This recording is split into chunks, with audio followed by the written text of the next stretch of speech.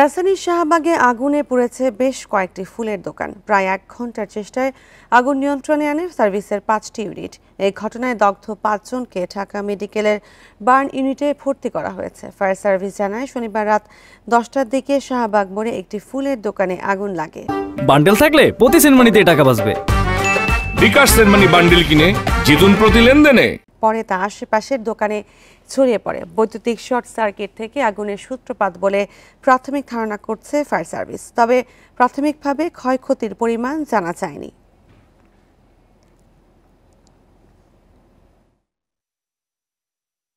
কালকে ভিক্টোরিয়ানের যে ফুলগুলো আসছে সে ফুলগুলো গাড়ি থেকে নেবে পানি দিয়ে চলে গেছে, যাওয়ার পথে শুনি আগুন।